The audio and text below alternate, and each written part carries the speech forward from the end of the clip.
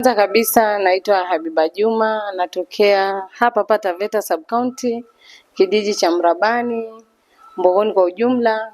Na siasa nilianza wakati nikiwa shuleni. Nilipomaliza shule nikakuta Mama Naomi bado yuko katika uongozi. Basi mimi hapo nikaona kwamba kama Mama Naomi ni mwanamke ambaye ameongoza ubunge hapa Taveta, basi hata mimi nikijitahidi nitaweza na nitakuwa vizuri katika siasa. Hapo nilipotoka mwaka 2013 kama sijasahau, ndio tulianza siasa ya Mama Naomi. Niliingia hapo nikawa na sogezwa na wakubwa kiasi, basi tukapiga hiyo siasa na ndio hapo nikapenda siasa. Mpaka hivi sasa niko ndani ya siasa, ndio hivyo. Sasa ukiangalia wanawake wengi ambao wameingia katika siasa, kuna zile changamoto ambazo zinakuwepo pale. Kwa sababu unajua hapo 2013 katika timu yenu kulikuwa na wanaume, kulikuwa na wanawake pia. Kabisa. Mara nyingi unapata wanawake ni wachache. Sasa unafikiria ni kwa nini wanawake wengi wanashindwa kuingia katika barabara ya siasa? Katika barabara ya kisiasa, mwanamke kama mwanamke huwa ana changamoto mingi sana, na wanaume hawezi jua. Mwanamke yeye mwenyewe ndo mzazi katika familia, yani yeye ndo ale watoto, ale yule bwana, hao wanaozunguka huku si ndo tunawalea hao wa kiume. Alafu pili, ukosefu wa pesa, kama mfano funds za kukimbizana na hii siasa saa zingine zinakuwa kidogo kwa wana siasa wa kike. Upande mwingine pia kijamii, huo mwanamke katika jamii zingine wametenga kwamba wanawake hawafai kuomba viti, hawafai kuwa katika uongozi, hawafai yani kuongoza wanaume. Na katika upande pia wa dini, kama sisi Waislamu huwa tupendi sana kuwa mbele ya wanaume. Pia ni inachangia upande mwingine, lakini haijakataza mtu asiongoze, haijakataza mtu asiombe viti. Hiyo naweza kukwambia. Na katika upande wa mitandao, lazima mwanamke awekwe katika mitandao, aonekane. Ndio hapo labda atapata ufadhili kwa wale ambao wanaomuona ni kiongozi, wale ambao ni marafiki zake na hawajajua labda kwa umbali wa miji, anaweza pata ufadhili kupitia mtandao. Lakini katika ile mitandao kuna uchafu mwingi sana unaweza wekwa picha hata labda umelala na mwanamume huyu na kumbe ni uongo, ni picha za mitandao. So wanawake wengi naweza kukwambia Cosmos wanaogopa sana kuingia katika ulingo wa kisiasa. Lakini mimi naweza sema ya kwamba ulingo wa kisiasa ni sawa na biashara, ni sawa na taaluma. Kuna mtu amezaliwa passion mwanasiasa, na yule mwanasiasa ambaye amezaliwa passion ndio unakuta kama kiongozi kama Baba Owino yule ni mwanasiasa, mwanaharakati na ni activist. So si mtu wa kwenda kumtoa katika soko ukamleta ama katika uajiri ukamleta, hapana. Alianza activist wake wa leadership akiwa kijana. Sasa unakuta uongozi wake unakuwa mwepesi sana kuimplement matarajio ya wananchi. Ndio maana unakuta Baba Owino amepanda juu. Kama Sifuna pia alikuwa na nia, na ndio maana Raila, Mwenyezi Mungu amlaze roho yake mahali pema peponi, alikuwa anahitaji uongozi. Na ndio maana Raila alipomuona akampandisha, akamweka hapo katika ODM na mwisho amepanda, na hivi sasa hivi tunaongea katika ulimwengu wa Kenya yuko katika level ya juu kabisa. Sasa kuna watu ambao wanapatia mfano Baba Owino, kanipatia Sifuna, labda ungeendelea kidogo kunipatia fikiri. Sasa wacha nikuulize swali. Haujanitajia wa kike. Sawa kabisa. Ni changamoto kwamba wa kike hawaweki sehemu hizo wakapanda pia hivyo. Nini inakuwa changamoto wa kike? Sawa kabisa. Hapo nimeongea hivyo kwa sababu nilikuwa nataka nirudi katika zile point nilizokuambia. Katika mfano pesa, mtu ana pesa, so itabidi yeye tena aombe ufadhili. Sasa yule mwanamke akiomba ufadhili, kwanza wale wanaofadhili si wanawake. Cause mwanamke kwa mwanamke huwa wasaidiane. Asikudanganye mtu. Kuna mgawanyiko hapa katikati, taswira ya kuona kwamba huyu atapanda, ataringa, huyu atapanda, atatunyima. Huyu ni mwanamke mwenzetu, tutamuomba vipi akiwa katika cheo kikubwa kama cha mfano cha ubunge. Labda wanaogopa, yani wanawake wengi wanakasumba ya kwamba mwanamke akiwa katika uongozi basi wenyewe watashindwa kumfikia na watapata mahitaji yao wanaohitaji, lakini hiyo ni dhana potofu. Mwanamke endapo anataka uongozi, wewe mwanamke ukimsaidia pia umemjenga yule mwanamke mwenzako, atasaidia. Kama atakusaidia wewe, atasaidia wengine. Lakini mkimwacha huyu kiongozi wa kike akienda kung'ang'ana kutafuta ufadhili akitafuta ufadhili wa nje, yani kama wanaume wanamsaidia nini na nini, pale ndio hapo inatokea kwamba mwanamke hawezi pata huo ufadhili, kwa sababu mpaka aambiwe labda aidha tulale kimwili, kitu kama hiyo. Sasa inawaleta, kuna wengine wataki, kuna wale watataka ya kulala kimwili. Yanatokea hata huku ground huku Taveta huku, ama tunayasikia ni mbali. Mambo hayo ya kimwili yapo kwa sababu tumeanza, nakwambia nimeanza 2013. Nikikupigia 2013 mpaka sasa hivi ni miaka 2013 mpaka 2017 ni miaka 5, 2017 mpaka 2022 ni miaka ingine 5, yani tunaenda 15, si ndio? Kuna wale tumeanza nao wanawake, tukizunguka nao waheshimiwa ili tulani, tujue baadaye na sisi tunaweza omba viti vipi. Basi sasa hivi ukiwakuta ni wagonjwa na ukiangalia wameacha mabwana zao. Kwa hiyo inamaanisha kuna njia kama hii pia inatokea. Kwa hiyo wanawake pia wanadhulumika katika hii ground ya Taita Taveta pia. Asante. Sasa umesema kwamba mara nyingi mnawafuata ili muweze kujifunza, ili muweze kujua nyinyi baadaye mtakuwa wanasiasa katika kivipi. Sasa wewe kama Habiba, ukiangalia kuna wanasiasa hapa Taita Taveta ambao umeona kabisa wanashika wanadada wanawanacha.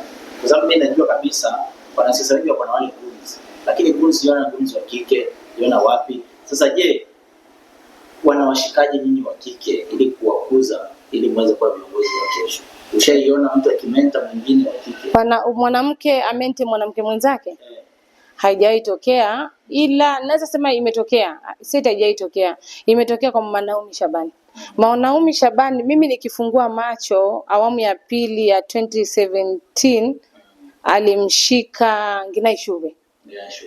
Akamshika, hakumshika hivyo sana akaja akamshika hiyo 2017 kabisa kabisa, alimshika Haika Mizigi, Haika Mizigi aliletwa pale Green Park, nakumbuka, akaintroduciwa kwetu, akaambiwa huyu ni mtoto wa kwetu na pia anahitaji kiti cha women rep, naombeni mumshike mkono. Na Naomi Shabani alikuwa mbele yake na ndo akapita hiyo kiti. Na Haika alikuwa hajulikani. Haika alikuwa anafanya kazi za hoteli Voi na akaletwa tu hotelini tena. Yaani ametoka kwa hoteli akaletwa kwenye hoteli Green Park, basi ikashika moto na mimi nilikuwa ndani hapo.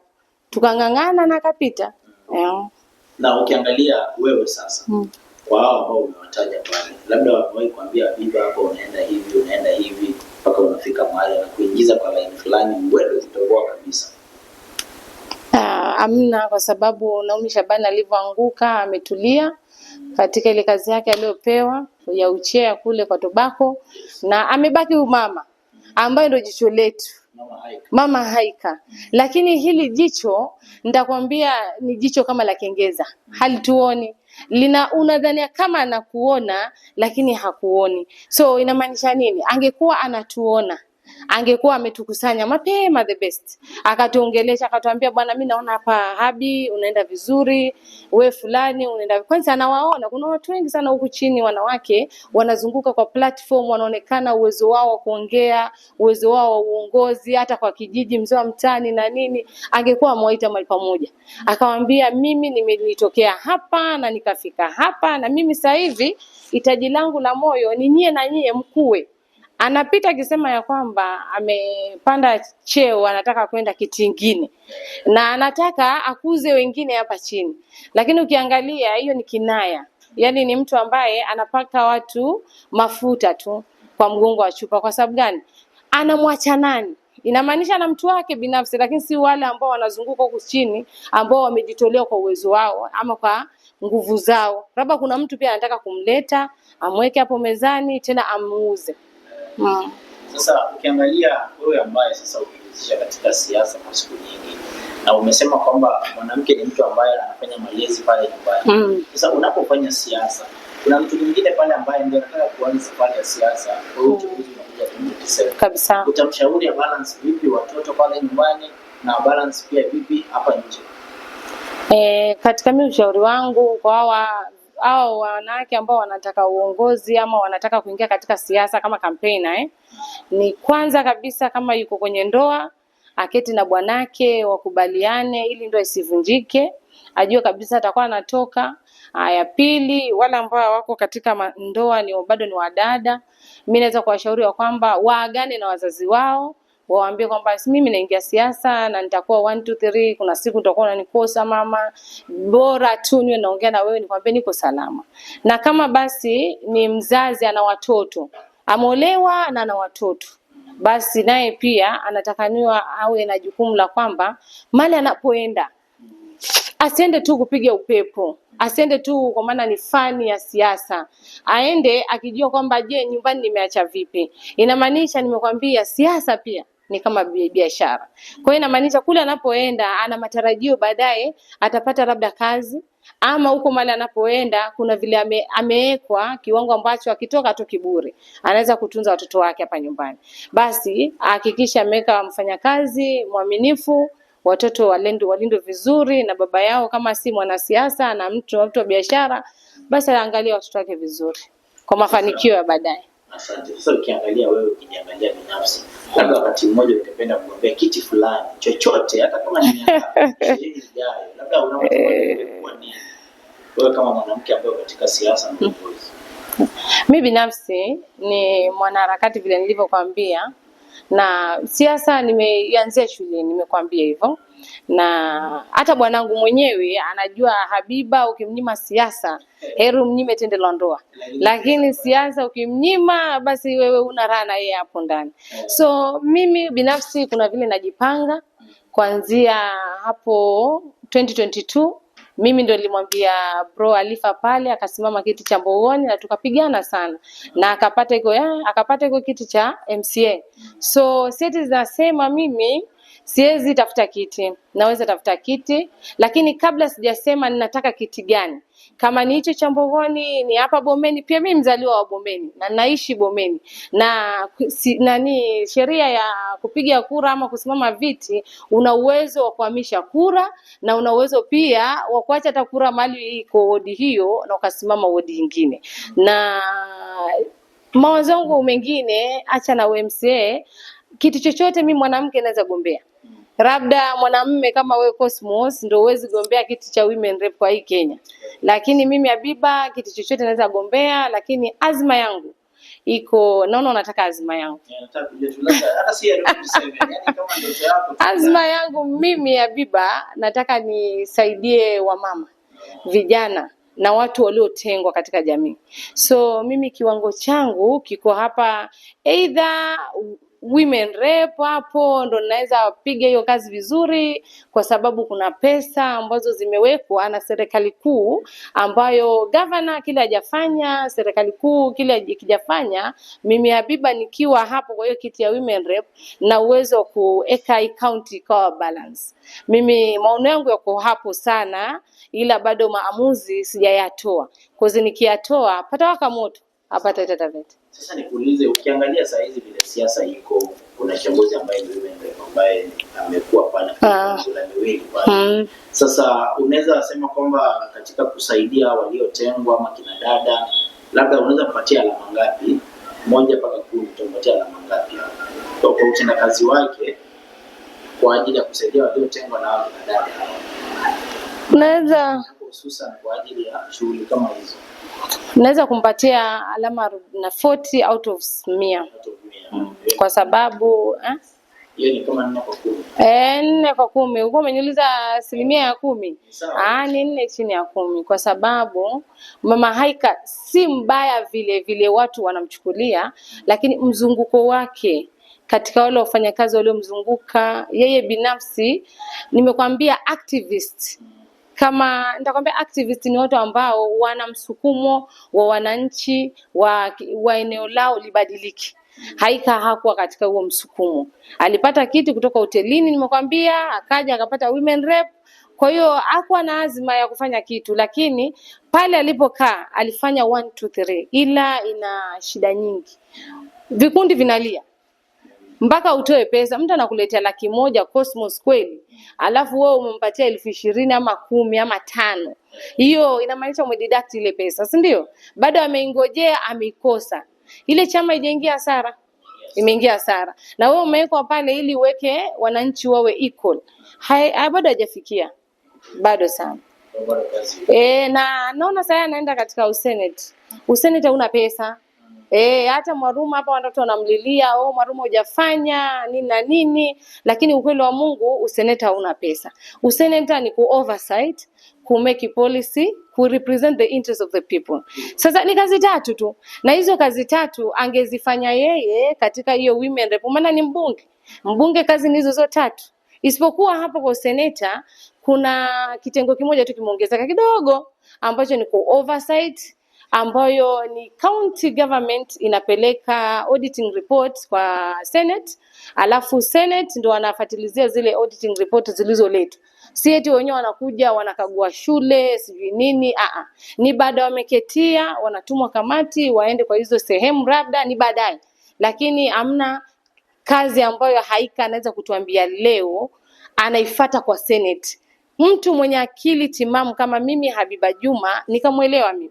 Kwa sababu hapa kwa ubunge angetetea mipaka, angesukuma pesa, ingekuwa si kazi ya Bwiro kurukaruka huku na huku akitafuta miradi, akitafuta sijui fundraising. Hiyo ni kazi wenyewe wangefanya huko katika bunge, kusukuma pesa. Sasa ukiangalia katika saa hizi Kenya vile ilivyo, unaona kwamba siku moja tunaweza kuwa na rais wa kike ama hata gavana kwa taifa letu. Sasa hii kasumba nimekwambia, wanawake Cosmos ni wazuri wa kuimba, ni wazuri wa kuambia Habi simama, ni wazuri sana wa kukwambia mamake omba hiki, lakini wao ndo wazuri, wameumbwa hivyo. Yani ni wameumbwa hivyo kwamba ni mgawanyiko. Mungu aliwaeka hivyo kwamba wanaweza kukusukuma wako 10, lakini pale mwisho wanagawanyika nusu. Hawagawanyikaga hata kota, yani nusu nzima yote imekuhama. Kwa maana wewe ni mwanamke na ni watu ambao wako, ndakwambia vipi, wanasikiza mambo ya watu sana. Wangekuwa labda wana msimamo kama wa kiume, ningesema tunaweza pitisha gavana, tunaweza pitisha president. Ngilo alijaribu 1997. Ngilo alivyojaribu sikilimramba. Kwa sababu gani? Wanawake ni wengi Kenya, lakini hao wanawake ndio wanaanza kusema Ngilo ni malaya, Ngilo ni hivi, akatajwa majina mengi, mwisho wa kuisha Ngilo akakosa nini? Urais. Si ndio? Ama nakosea jamani? Haya, pakaja movement green movement ya Martha Karua. No, Wangari Maathai. Si ilichoma moto hata ofisi. Kwa sababu ni mwanamke, lakini ofisi ya mwanamume kama hapa kwa Cosmos kweli inaweza chomwa. Haiwezi chomwa. Usalama kwa mwanamke uko chini. Ndio unakuta mtu anaogopa hata kutembea usiku kama kiongozi, kutafuta kura zile za usiku za kuamkia kura. Sasa hapo ndo mali tunachengwa. Na kama wanawake wataondoa hiyo kasumba ya uongozi kwamba ni wa wanaume peke yake, ama tupendane, yani mwanamke amue sasa hivi, kuanzia sasa hivi mpaka hiyo 2027 mwezi wa 8, tunataka tupendane. Tutaweza pitisha MCA, tunaweza pitisha mbunge hapa Taveta na Kenya mzima, tunaweza pitisha seneta mwanamke, tunaweza pitisha gavana na tunaweza pitisha rais. Kama tutabadilisha kasumba ya kuchukiana sisi kwa sisi pasipo na sababu. Hapa Taveta mbunge aliyekuwa Mheshimiwa Naomi Shabani alisema kwa muda mrefu. Lakini haifai tofauti. Naomi Shabani utamzungumziaje? Naomi Shabani alikuwa si mwingi wa kuongea. Hiyo mimi naweza sema, licha nilikuwa mdogo, lakini kufikia hapo nikimfuatilizia alikuwa si mwingi wa kuongea, si mwingi wa ahadi. Kwa hiyo inamaanisha kumsoma Naomi Shabani ilikuwa ni muda mrefu ukae. Yani sawa na wewe Cosmos, unavyoingia hapa na kutoka, labda uongeaji na watu, unaenda tu unapiga picha zako unarudi. Naomi alikuwa anaendaga bungeni kwake, aje pale kwake, akikuita ndo utajua. So si mtu ule wa makelele mingi, aje afungue shule awaambie nimewatengenezea hapa na nitatengeneza nyingine mahali fulani, full stop, ile ambayo anajua atafanya. So kumjua Naomi ilikuwa ni ngumu sana. Hata sasa hivi ameanguka, lakini hakuna mtu anajua Anapanga nini, yuko wapi, atakuja, hatakuja. Ni mwanamke mtulivu, mwanamke mtu yuko down, yani mtu tu yuko na shughuli zake. Sasa kama tutapata wanawake kama hao, alhamdulillah tunaweza kusukuma mbele. Lakini mimi Habiba niko. Mimi Habiba niko. Na umeamua kwa ngangari. Niko ngangari. Tangaza watu hawatalala. Hawatalala, pata waka moto. Pata waka moto. Mama Aika mlikuwa mko karibu sana na yeye. Lakini mmefanya kazi kubwa sana. Kaja bwana ukadhani kama umeondoka. Ni kulifanyika nini bwana? Mama Aika na maswali yamekuwa mengi kwa wakati. Ni watu wengi wanatamani labda Habiba ongee kitu. Mama Aika tumefanya miaka 3 kwake. Na si mimi peke yangu Tukaja katika uchaguzi wa grassroots election Kuna watu walikuwa na mtazamo Habiba ameacha kazi kwa sababu wa support Sakina. Lakini hilo jibu mimi naweza kulitoa kwamba urongo, sababu si yenyewe. Mama Aika ni mtu ambaye anafanya kazi na familia yake na marafiki zake. Ndio wanakuwa waajiri, yani wale wafanyakazi wake ni watu wa kumzunguka. Ni mtu yani wa kifamilia. Waelewa? Sasa Aika alivyoingia katika uongozi wa pili, kuna watu walimsaliti katika siasa ya 2022. So akawa ana option, akabidi ambie yani kwamba nataka wafanyakazi. Sasa sisi tulivyoajiriwa pale kaunti yote tulikuwa si watu ambao tuko karibu kifamilia. Wengi walikuwa si karibu kifamilia. So ilipofika baada ya miaka 3, Mama Aika alitumanisha James atupigie simu ambaye ni manager wake, akatuambia kwamba mnatakaniwa ofisini na hakutumia kwa ujumla tufike. Sasa akapiga awamu ya pili akasema pole, ilikuwa si ya watu wote, ni wewe peke yako ukuje siku fulani. Nia na madhumuni ya Mama Aika alijua akitukutanisha watu 5-10 ambao anawafuta kazi ingekuwa si rahisi. Kwanza tungekataa kusign, pili hata kotini tungempeleka. Waelewa? Akili za watu wengi ni tofauti na akili ya mtu mmoja. Waelewa? So akatuita hiyo siku, akaniita mimi binafsi hiyo siku nikaenda. Na walivyonielezea James kwamba Mama Aika amesema anataka kuandika watu wake wale wangafu wamaliza awamu zao na anataka kuwabadilisha na nyie mkae nyumbani na hao waingie kazi. Mimi nilimuuliza James tu. Kamuuliza James, hii kazi wewe hukunipa. Na Mama Aika ndo alinipatia hii kazi kwa koli yake na tukaonana naye tukaandika contract. Lakini kama imefika mahali kazi imeisha, mimi ni Muislamu na Muislamu katika Qur'ani inamaanisha ya kwamba riziki Mwenyezi Mungu ndio hupanga. Na ukiingangania sana itakuwa balaa kwako. So nikasema leta karatasi mimi ni sign. Mimi ndio nilikuwa wa kwanza kusign. Kachukua karatasi ngajua riziki imeishia hapa kwa mwaka wa 3.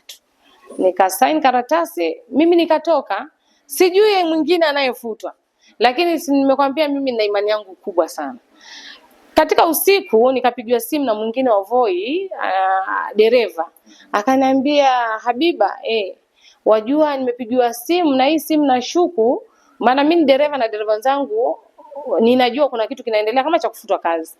Nikamwambia nenda kaangalia, hata mimi nimetoka huko. Mimi mwenyewe binafsi nimeandika karatasi ya kufutwa. Akaniambia mimi siendi. Akaitwa tena.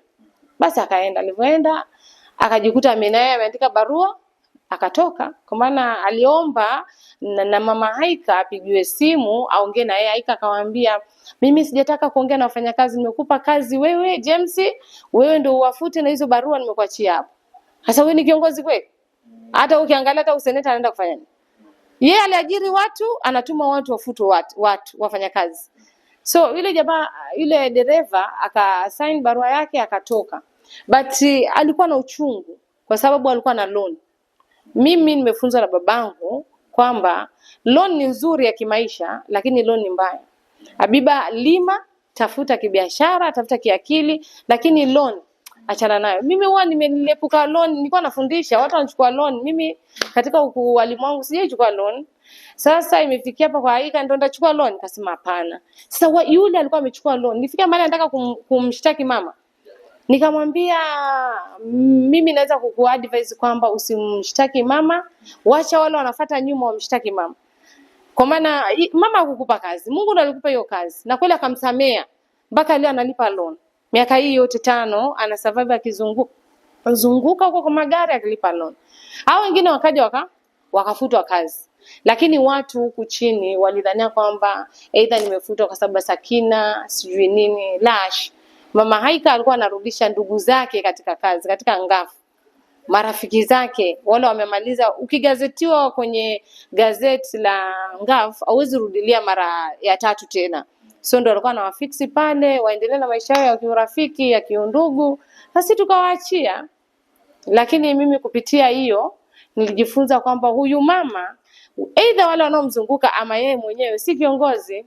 Piga simu, ongea na wafanyakazi wako. Ita wafanyakazi wako, watafanya nini? Hawezi kufanya kitu. Hata mimi nikiwa kiongozi kesho kuta sikutaki Cosmos, mimi nakufuta, lakini lazima nikuelezee a reason. Kwa nini nakutoa?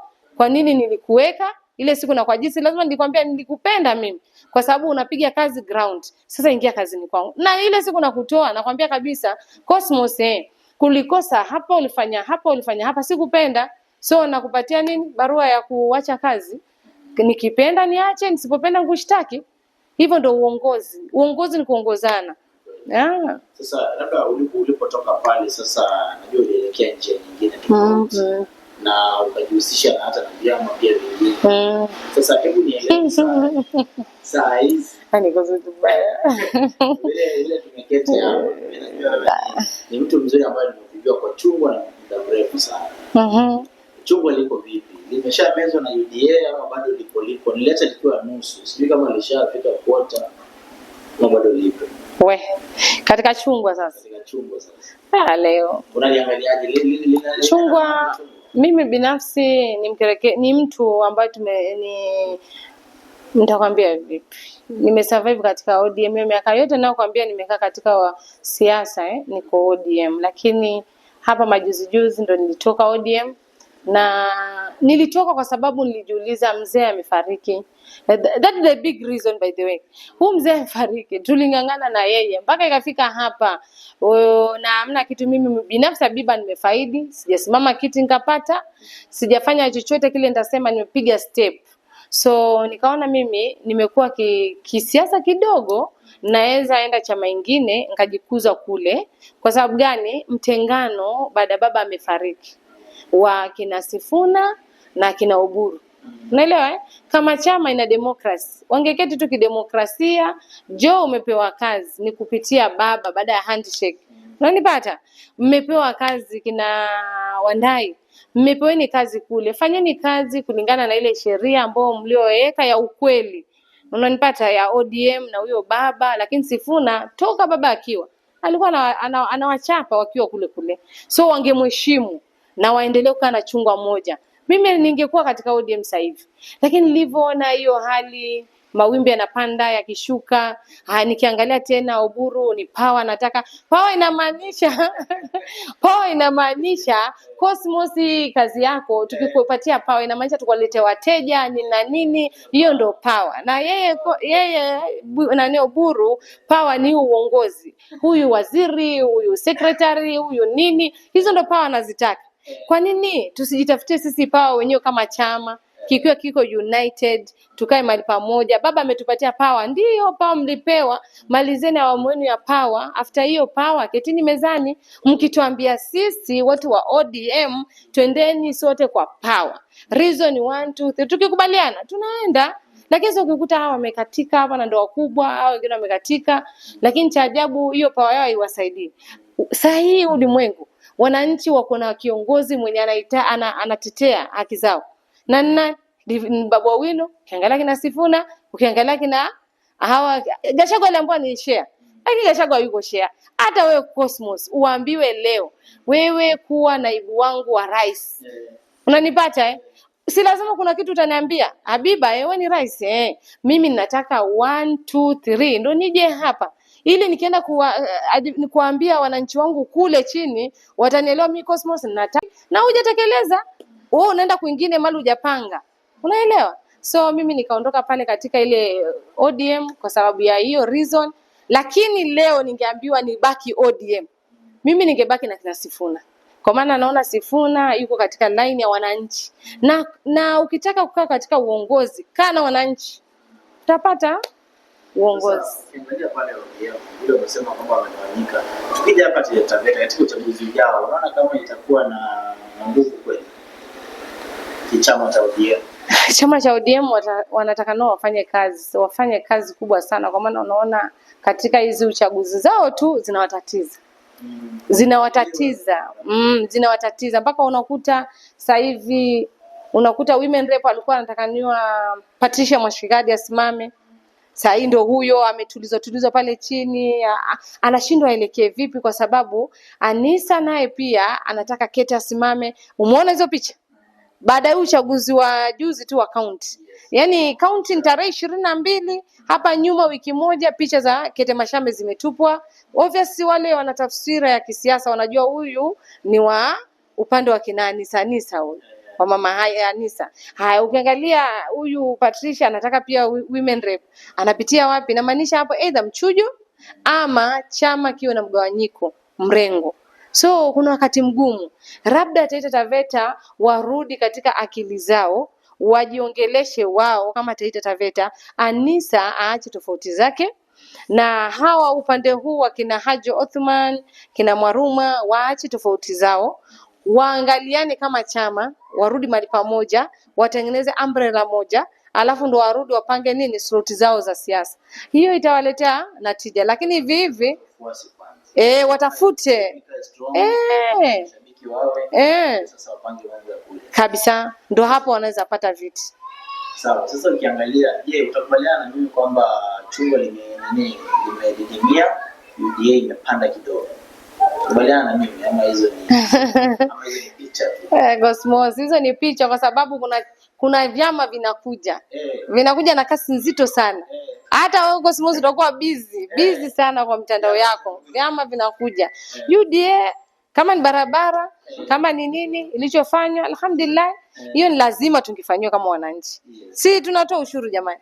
Na barabara ya Chala ilipangwa kuanzia wakati wa Raila akiwa nini mkandarasi. Unajua mama Naomi akasukuma vile.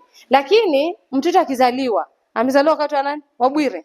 Kwa hiyo watu watasema Bwire ameleta nini? Barabara ya Alam. Hatuwezi kataa, lakini imefika ni ushuru wa nani? Wa wananchi. Kwa hiyo tusikeliwe akili zetu akili zetu zisikeliwe tukiambiwa nani UDA imefanya 1 2 3, UDA imefanya sijui barabara sijui nini. Hapana, angalia kitu kimefanywa. Yes, mtu hata akikaa miaka 10, wajua kuna vile tunanyima opportunity ya vijana, ama uelewi Cosmos? Kuna vile unaona MCA, tuchukue kama nani Tondo, na simkashifu Tondo, amekaa miaka 15. Mwaka wake wa kwanza au mwaka kwanza akiingia alikuwa anapokea 300,000. Unanyela, lakini 300,000 bado marupurupu. Unapata hiyo bado miradi ambao wanagusagusa 1 2 3, mnajua mifuko mingine inaenda hivi na vile, unaelewa? Huyo mtu kwa miaka 5 tungesema leo ni devolution vile ilikuwa inataka, yule asinge kama miaka 10. Kama sisi wananchi tuko hapa soba, tuko vizuri hapa kiakili, tungeweka mtu miaka 5 na akaondoka, kwa sababu pale amejijenga yeye, rafiki zake, unaelewa, familia yake, na hiyo ile ward ameinyanyua kimiradi. Inamaanisha nini? Umekaa MCA, lazima unyanyue marafiki zako wale uko unazunguka nao, aidha mikutano watajipatia pesa, wafanye mabiashara yao na wakue kiuchumi. Unaelewa Katika ward yako nao umeijengea mabarabara nini, miradi yote umeifanyia. Familia yako itakuomba 10,000 20,000 toa nyima. Kwa hiyo wamekuwa, familia imekuwa, marafiki wamekuwa, na ward yako pia imekuwa kimiundo misingi. Miaka 5 out, anapata nini? Pesa. Baada ya miaka 5 kuna zile pesa zinahesabiwa kule, zinamiminwa kwenye akaunti yake. Huyu mtu ni tajiri tosha. Tunataka nini tena kwa devolution? Devolution ilikuja ishike mwananchi wa chini apande juu, weke mtu mwingine. Sasa hii hapa Bomeni tungekuwa Vikwatani, kuna tajiri hitajika. Kenya nzima ikiitwa tajiri hitajika yuko pale. Kija hapa mjini kuna tajiri hitajika kupitia MCA tu, hata si ward administrator, MCA. Ukienda Chachewa kunayo.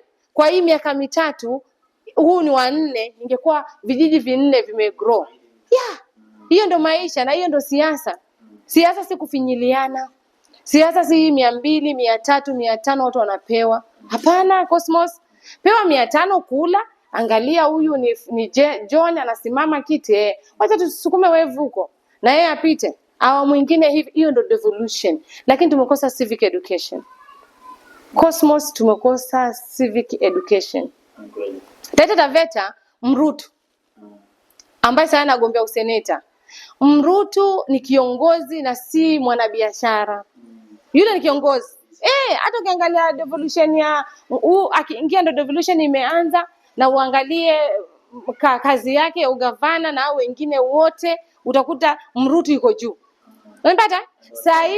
Sahi nani huyu Mrutu ni chair wa FC. Unanielewa? Lakini huyu Mrutu sasa hivi amepeleka mpaka mswada. Wale wazee wana title na wamefariki, watoto wao wanataka title, wapewe.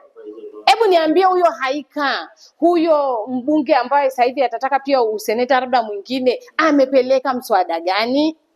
Niambie tu mmoja. Mswada huu mmoja. Hata ameshinda na Jesile alipeleka mswada wa ICBC na tutesa. Unaelewa Cosmos? Kwa hiyo kiongozi ni yule mtu ambaye ana matakwa ya wananchi. Sasa ukiangalia sasa kwa hii kaunti yetu, kuna watu vijana. Vijana wametumika ama wao ndio wanataka watumike? Vijana, mimi nitasema mimi ni kijana. Mpaka miaka 2 ijayo ndo nitakuwa labda mamas ama lishangazi. Lishangazi. Sasa mimi nitasema vijana wametumika pasipo na wenyewe kujua. Kwa sababu ukiangalia vijana wengi wale ambao wamekwa mbele, hamna kiongozi Taita Taveta. Leo nakwambia leo Cosmos anatembea na kijana sober mind. Never on earth. Na akikuona wewe ni sober mind, anakutema haraka iwezekanavyo. Kwa sababu gani? Kwa sababu utamshusha nyota yake, na yeye anataka apandishwe, ambiwe 2 term, ambiwe 4 term, 3 term hivyo. Wewe unasema kwamba wote wanaofuata waheshimiwa mara nyingi ashawapima kila kona bado. Utakuta niambie hapa Taveta tu. Tukuja hapa Taveta. Niambie kijana mwenye yuko chini ya miaka 35 anayetembea na kiongozi. Amejenga nyumba yake, ana mbuzi nje, ana kuku nje, ana watoto ambao anawaekea chakula mezani. Awe ni wa kike ama wa kiume, nitajie mmoja.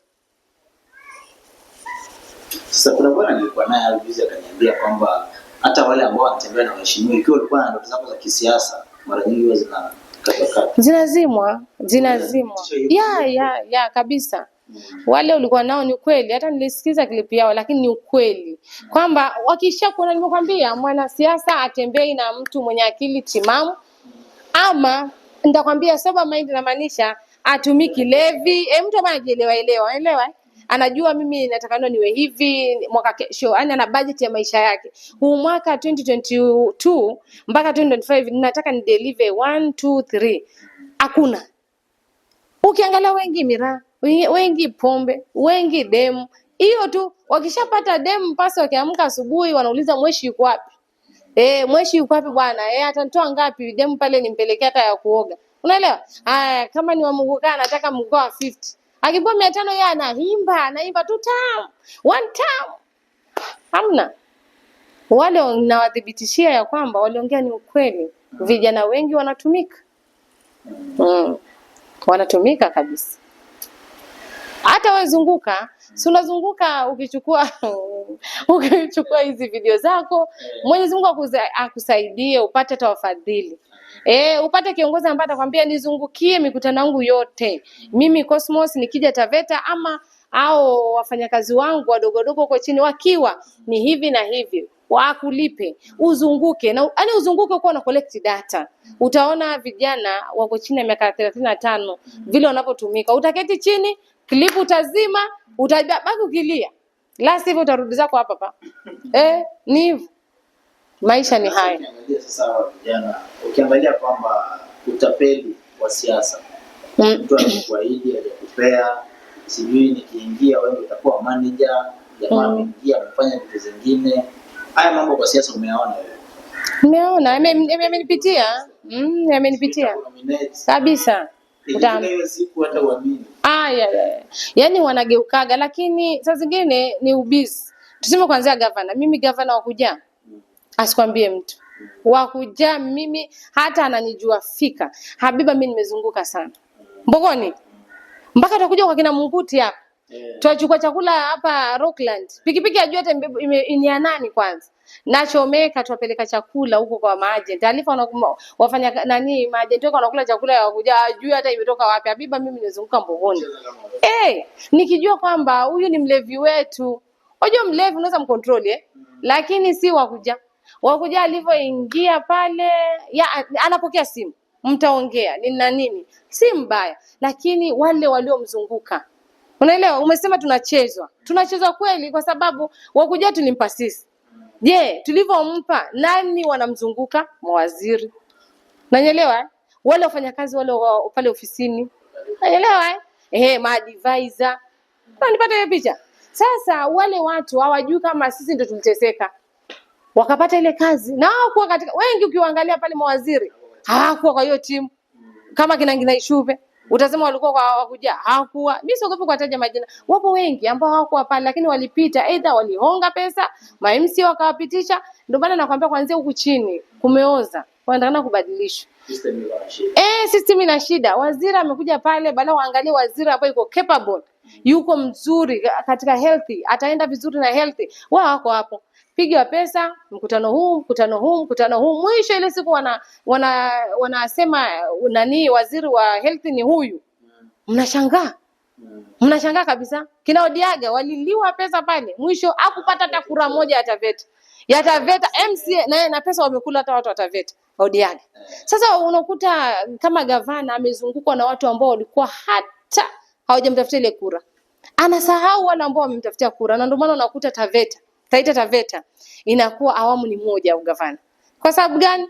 Ulipelekwa na watu ukapiga hatua 10 uje uangalia nyuma.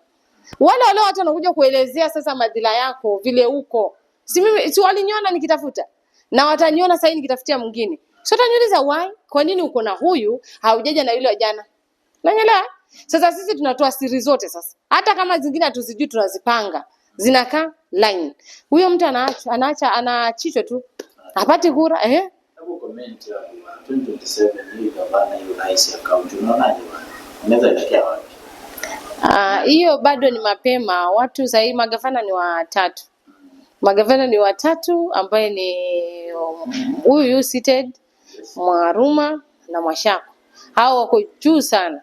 Alafu hao wengine wanakimbizana hapo, kina Mwangemi wakitengeneza ground yao hatujui. Kina Mwakesi wakitengeneza ground yao hatujui. Kina Mtalaki. Nimekwambia wanawake wanaogopa ulingo wa kisiasa. Usione hivyo, wanapitia madhila mengi sana. Lakini watakuja. Kuna Patience Nyange alikuja, wamama wakamdanganya, alikuja. Angekuja mapema hata hivi sasa hivi labda, lakini wanawake wanakuwa wanaogopa. Ndio maana nakwambia decision making zetu zinakuwa tunazingojea muda mrefu, tukija kutoa ni kuchelewa. Alafu maana hiyo hamna mtu kukuback up. Wanaogopa uongozi wa mama ni wa straight. Mama hawezi mpeleka hivi. Mama akiwa katika uongozi anaenda straight. Hata sijui haika nitokea wapi. I don't know. Mtu straight. Mimi hata sijui. Sasa ukiangalia hapa Taveta. Kuna wanawake ambao pia katika siasa ama Taveta. Ni wangapi ambao ungesema kwamba umependa utendakazi wao? Yaani ukimwangalia unasema si mbaya. Ukiangalia ama pia nchini ni nani umeadmire? Unasema huyu mwanamke yuko vizuri. Ndio at least nchini mmoja na mmoja wa Taveta. Watete Taveta hapa katika uongozi wa kisiasa ama nawe amewahi kuwa akaanguka.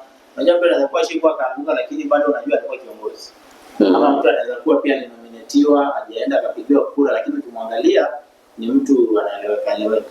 Ni mwanamke gani unaweza sema ni yuko vizuri? Mimi naweza sema kuna huyu Dorcas Mgulu ambaye ni MCA sasa hivi, ambaye aling'ang'ana akaelektiwa. Si rahisi kupita katika election ya mwanamke kwanza.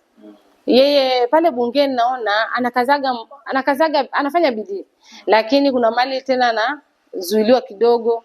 Si unaona vile alipelekeshwa na kina Alifa, kina Tondoo wale, mwisho jua alipewa nini hata tujui sisi jamani. Tunataka tuwaulize 2027 sasa hii. Basi huyo naona amejaribu kidogo. Alafu katika nominated nitasema Patricia Mwashigadi. Hapo amejaribu, maana ampeleka mswada bungeni. Ampeleka wa vijana na ukapita kama act, katika kama policy pale. So ni sheria tayari. Kwa hiyo tunangojea labda vijana wanaweza tengenezewa center ya NYC. Yaani kama NYS lakini ni center fulani watafanya carpentry na nini kama itakuwa kama itaekelewa chini. Hiyo ndio naweza sema national mimi nasema kina Ngilu wana msimamo, wamepitia madhila mengi sana, kutukanwa ni na nini, lakini bado wanang'ang'ana. Na Martha Karua 2007 ndio alivunja rekodi ya alikuwa waziri wa sheria. Akatutetea sana katika huo waziri wa sheria, na ndio maana sasa hivi tunabweka. Yaani kama si huyo nanio Martha Karua tungekuwa sasa hatubweki sana hivyo. Ndio ikapita 2010 katiba, tuko huru, chama vingi, basi tunaingia uwanjani tukiongea tunahema. Sasa ukiangalia kamera hii, wewe ni mtu wa pale Ngogoni pale. Ile shughuli zako nyingi unafanyia pale, hata kura iko pale. Sifichi. Sasa tutamwacha mpango utaambia wanagomea. Mwana Mbogoni. Tutamwata ya ugavana ya nini jamani? Pale mimi binafsi mwana Mbogoni naweza kuambia kwamba mimi Habiba Juma si mgeni kwenu, mnaniona na mtaniona sana. Na katika uongozi wa MCA 2022 tuling'ang'ana tukapitisha MCA ambaye ni Alifa Taraya, na sina chuki sina baya na yeye, ila mimi nilipita nikiwaambia, mnakumbuka kabisa kwamba kile atakachofanya ndio kitakachomwombea kura ya 2027. Mimi Habiba nilikuwa nikipita kama mwalimu wa kuhamasisha nani anafaa nani hafai, na tukapata Alifa ndo anafaa. Tukawaambia tunakupa kiti ufanyie wananchi kazi. Si amfanyie Habiba, anajifanyia yeye nafsi yake na wananchi wake wa Mbogoni. 2027 wakaamua kumrudisha sawa, wasipoamua kumrudisha pia sawa. Mimi yangu nilifanya.